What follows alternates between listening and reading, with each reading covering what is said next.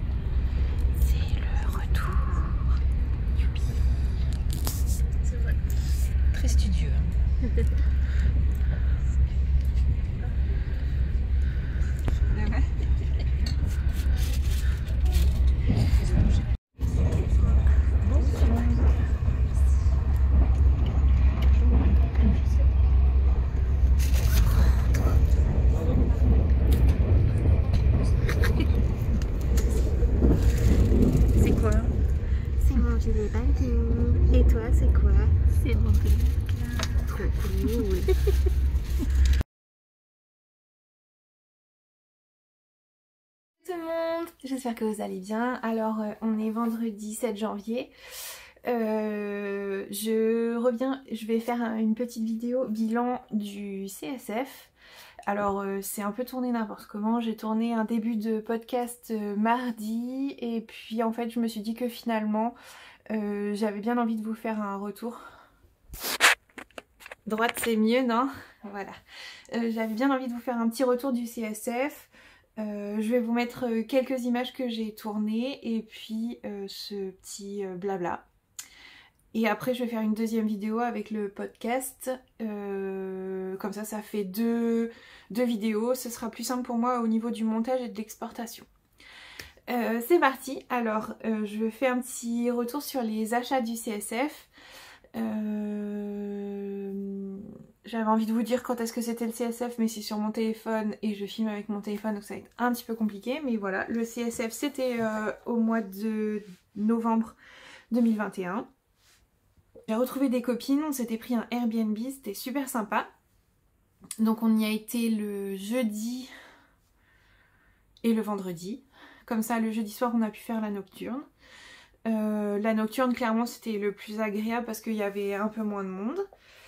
Du coup, le jeudi, c'était... En fait, j'ai pas arrêté de retrouver des copines, faire une partie de shopping avec elles et puis en lâcher d'autres.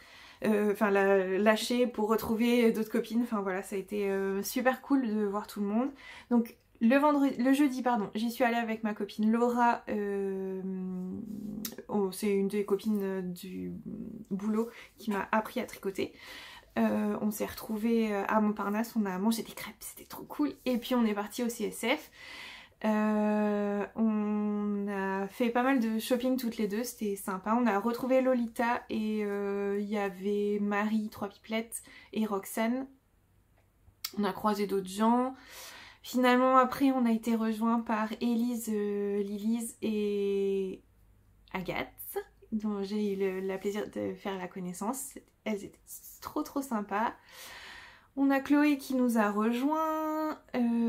Finalement, Laura partait le soir. Et moi j'ai ma copine Diane qui est sur Paris qui nous a rejoints. J'essaye d'oublier personne, je veux vexer personne. Il y avait Catherine qui était là, Catherine qui est lilloise mais qui bosse sur Paris, qui nous a rejoint tard le soir. On a fait la soirée avec elle. On a tricoté comme des folles et puis le lendemain on est retourné au CSF. Qui on a vu? On a vu Anna, Longue avec Anna. On a vu... Oh, c'était déjà l'année dernière donc là ma mémoire de poisson rouge... Voilà, je sais plus qui j'ai vu d'autres mais c'était vraiment beaucoup de monde, beaucoup de rencontres. Et aussi un peu de shopping. J'ai été surprise parce qu'il n'y avait pas énormément d'exposants laine. Il n'y avait pas les grands noms, il n'y avait pas Laine Amourée, il n'y avait pas La Féfile, il n'y avait pas By Night, il n'y avait pas... Enfin voilà. Il y avait un pôle éthique où on a vu... voilà, bon, vous avez vu toutes les images. Donc il y avait Imogène, il y avait Eline Hélène. C'est les deux principales où j'ai acheté, deux teinturières indépendantes principales où j'ai acheté. On a vu sur la rive côté laine, mais déjà le jeudi à 14 h, elle avait été dévalisée, il n'y avait plus rien en quantité pull, il n'y avait même plus de fil à chaussettes, il n'y avait rien du tout. Donc un peu surprise. Et puis après, il y avait Yarn by Simone et Heidi qui avait un superbe stand. Du coup je vous montre un petit peu mes achats. Alors je vais commencer par la laine parce que c'est tout ce qui est de ce côté là. Du coup je commence par Heidi. J'ai acheté du mohair. Il est déjà bobiné parce qu'il est déjà sur mes aiguilles.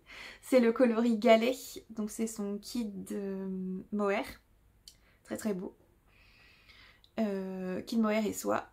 Et je l'ai combiné avec un autre de ses fils en coloris Galet.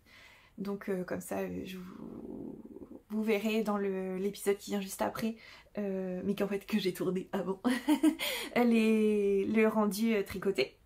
Et j'ai pris un autre écheveau que je ne retrouve pas, qui m'inquiète un petit peu parce que c'était pour faire un cadeau pour un petit bébé qui devrait pas tarder à arriver. Mais en fait l'écheveau doit être en bas, près de mon bobinoir pour être bobiné. Donc ça c'était Heidi. Ensuite je suis passée chez Imogène et j'ai pris en quantité pull donc ce coloris violine bordeaux. La caméra de mon téléphone est un peu cassée, donc je sais pas ce que vous allez voir. C'est peut-être que je ferai une petite vidéo avec l'autre côté. Donc c'est sur sa base Soft Fingering 100% Mérino des îles Malouines. Le coloris Mindset, un bordeaux plutôt dans les tons violets. En fait, je porte un gilet du commerce dans ces tons-là. Et j'adore, il s'associe très bien avec un jean, avec mes jupes en jean, avec beaucoup de choses de ma garde-robe. Et je trouve ça quand même dommage en tant que tricoteuse de voir avoir ce gilet qui est, je crois, de chez H&M en coton et qui commence à rendre l'âme. Du coup, ben, c'était l'occasion, comme je portais ce gilet, de pouvoir choisir exactement la teinte qui m'allait bien. Et j'ai trouvé chez Imogen. Voilà, donc je ne sais pas encore quel type de gilet je vais faire, mais je voudrais un gilet assez basique. Et j'ai totalement craqué, alors ça c'était pas prévu, enfin tu vas me dire que à chaque fois j'achète de la laine, c'est pas prévu hein, non plus. Mais j'ai trouvé que l'association de ces deux couleurs était vraiment très belle. Donc pareil, là c'est sa base Kubrick Fingering Superwash. Alors celui-là c'est Rushmore et celui-là c'est le journal d'un vieux dégueulasse. Un marron chaud et un jaune moutarde. Je pense que je vais me faire un châle avec, à voir si je rajoute un coloris un peu beige pour aller avec, sinon je ferai un châle avec deux écheveaux. J'ai beaucoup en fouillant là dans mes tiroirs, parce que j'ai essayé de ranger, organiser mon stock, je me suis rendu compte que j'avais énormément de combos de châles, mais que je tricote très peu de châles dernièrement. L'année dernière j'en ai fait qu'un. Et c'est une chose à laquelle j'aimerais remédier. Alors je sais pas si c'est parce que j'ai plus le goût des châles ou c'est parce que j'ai envie de porter des pulls et des gilets. Et que j'ai besoin de pulls et de gilets. Que je ne tricote que ça. Mais bon, allez, on va essayer de faire un petit peu plus de châles en 2022. Ça c'était pour chez Imogen. Je me suis aussi offert une superbe tasse. Mais elle est au travail, elle est avec des coloris de rose et il y a écrit dessus « Je tricote pour ne pas tuer quelqu'un ». Ça fait beaucoup rire jaune mes collègues parce qu'ils pensent que j'en serais capable vu que des fois ils me font trop chier. Je les adore sinon. Voilà, j'essayerai, je dois passer au bureau tout à l'heure. J'essayerai de vous faire quelques petites images, comme ça tu pourras voir toi aussi pour que mes collègues flippent. Je continue avec la laine. Chez Eline Hélène, j'ai craqué. Alors ça, c'était pas du tout prévu. Tu vas me dire, rien n'était prévu non plus. J'ai craqué sur sa base Yakuza Deka. Donc c'est 60% Mérino Superwash, 20% soie, 20% yak. En Deka, donc. C'est le coloris Fontaine et c'est un vert de gris avec des jolies nuances. Vraiment, il y a des nuances de vert et des nuances de gris. Incroyable. J'ai pris 4 écheveaux. C'est pas suffisant pour me faire un pull dans mon corps de rêve. Par contre, je pense qu'un petit gilet un peu crop, ça pourrait être pas mal. Ou un petit pull crop, ça pourrait être pas mal. Ou alors une grosse écharpe, enfin un gros châle bien douillet, bien chaud. Voilà, je ne sais pas encore ce que je pourrais en faire. 4 écheveaux en déca. Voilà, voilà. Et le second craquage chez Eline, c'est cette base qui m'a intriguée.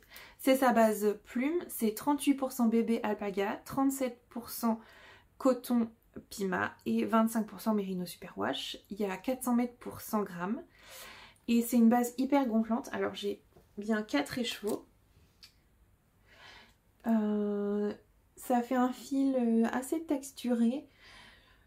Voilà, ça m'a vachement intriguée. Je voudrais en fait refaire un gilet pumpkin parce que je l'ai beaucoup porté quand j'étais chez mes parents et ma mère arrêtait pas de « Il est beau ton gilet, il est très beau ton gilet, il est très très très très beau ». Bon, j'ai compris maman. Du coup, je me suis dit que d'avoir un peu de coton parce qu'elle habite dans le sud de la France, ça pourrait être moins chaud qu'un gilet en alpaga et mérino. et du coup qu'elle pourra plus facilement le porter. Alors j'ai beaucoup hésité sur la couleur, il y avait un très beau rose pâle, je pense qu'il aurait très bien allé à ma maman. Et puis finalement je me suis dit que quand même ce blanc gris, il y a des taches de bleu un petit peu. Voilà, c'est un gris froid. Elle pourrait plus facilement le mettre. Ils veulent s'échapper.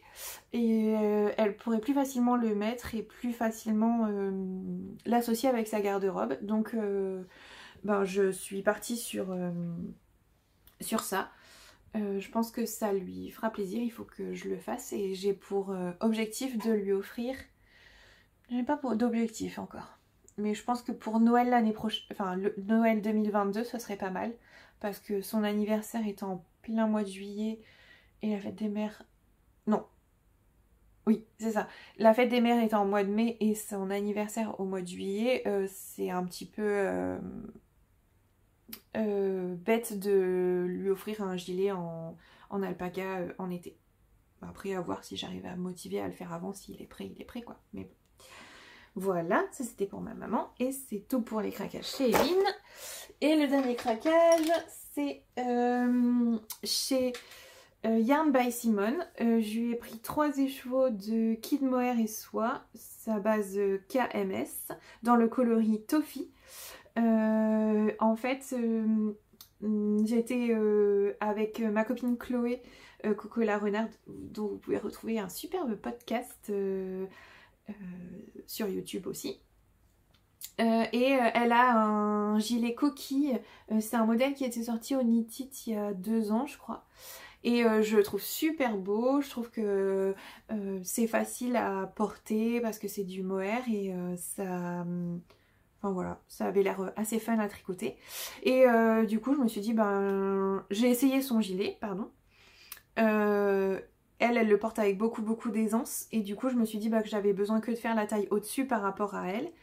Et on a regardé et j'avais besoin que de 3 écheveaux de mohair. Du coup, eh ben, j'ai craqué sur ce coloris Toffee. Pour moi, c'est une couleur miel. Oui, Toffee. Une couleur chaude. Voilà. Ben, c'est tout pour les craquages en laine. J'ai acheté un peu de tissu et un patron. Je suis allée chez Cousette. Et j'ai craqué sur cette forme de robe. Ils avaient un portant avec toutes les robes présentées et dans les différentes tailles. Et donc il y avait cette robe avec un col chemisier. Donc elle s'appelle la singulière. Non, n'importe quoi. Chemisier robe Bridget. Et elle va jusqu'au 3XL. C'est ça. Et en fait elle était présentée en 3, donc du 3XL ils estiment que c'est une taille 48-50. Et du coup en fait je l'ai vue réalisée, je l'ai trouvée super jolie, elle avait l'air d'être très bien taillée. Et surtout en fait j'ai craqué pour un des tissus qu'il présentait. Ce tissu là avec un effet un peu de mimosa brillant. Je ne sais pas ce que vous allez voir. Donc j'ai craqué et j'ai pris aussi les boutons. Je ne sais plus où ils sont.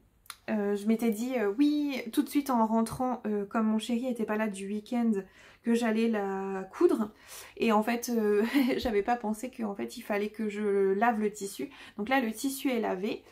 Et je me dis que peut-être ce week-end comme pareil il a un tournoi Warhammer, j'aurai un peu de temps pour faire cette robe qui me plaît beaucoup. Au niveau des achats laine tissu, c'est déjà pas mal. Et le deuxième jour, le vendredi, il y avait sur le stand des rôles des dédicaces. Et en fait j'ai été entraînée par les copines. J'ai craqué pour le livre Maille de Solène Amari qui du coup était présente et m'a fait une gentille dédicace. Voilà, il y avait plein de petits goodies sur son stand, c'était super sympa et puis c'était sympa de pouvoir discuter avec elle. Donc il y a de très très beaux modèles, j'ai notamment craqué pour son gilet Parodia, je pense qu'on est nombreuses à l'avoir vu et à avoir craqué. Un gilet avec des textures de côte perlée.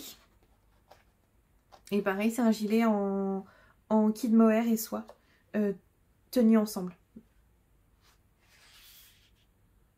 Voilà, j'ai trouvé très très très beau. Et le deuxième livre sur lequel j'ai craqué, je pensais pas craquer, c'était le livre Tricoter ses chaussettes, toutes les techniques. Qu'on a beaucoup vu à la rentrée sur... si comme moi vous êtes grande consommatrice de podcasts, il y a beaucoup de personnes qui l'ont acheté et au final je l'ai lu, je l'ai pas mal feuilleté et je le trouve vraiment très complet et ça m'a donné envie, je suis pas une grande tricoteuse de chaussettes mais ça m'a donné envie de tester plusieurs des techniques qu'elle présente. Je sais pas encore si je vais réaliser les patrons de chaussettes qu'elle propose dans le livre, mais voilà, de savoir faire le talon en rang raccourci, tout ça, ça m'intéressait de connaître ces techniques. Et pareil, j'ai une gentille dédicace d'Elodie et d'Emilie qui étaient présentes sur le stand. Un peu en mode groupie, on faisait la queue, c'était trop marrant. Du coup, comme j'étais dans ma bibliothèque tricot couture, j'ai reçu un livre pour mon anniversaire de ma copine Diane sur la teinture. Technique et inspiration. Je m'étais offert un kit de teinture chez Lily Neige que je n'ai toujours pas testé parce que je voulais le faire avec mon chéri, qu'on rigole un peu tous les deux, qu'on joue au petit chimiste. Et en fait, bah ouais, je sais pas par quel bout commencer. Du coup, gentiment, elle m'a offert ça pour mon anniversaire. J'ai trouvé ça trop cool. Donc il y a une grosse partie au départ sur les différentes fibres, des différents types de laine, les différentes fibres végétales ou artificielles. Après, donc toute cette partie, moi je l'ai vue pendant mes études, mais c'était toujours intéressant de voir comment la vulgarisation passe par là et nous explique ce que c'est que l'alpaca. J'ai appris des petites choses sur les petites bébêtes à poil. Voilà, différentes techniques pour faire de la teinture avec la vapeur à la casserole, avec la vapeur au micro-ondes, voilà. Donc j'ai hâte de tester ces techniques. Du coup peut-être que je vais devoir racheter de la laine blanche pour pouvoir tester. Voilà. Voilà pour un petit peu le retour du CSF. Je vous mets en suivant les... Non, alors je sais pas si je vous aurais mis avant ou après les images tournées pendant le salon. Et voilà. Je vous embrasse, je vous souhaite un bon tricot et puis à très vite. Salut!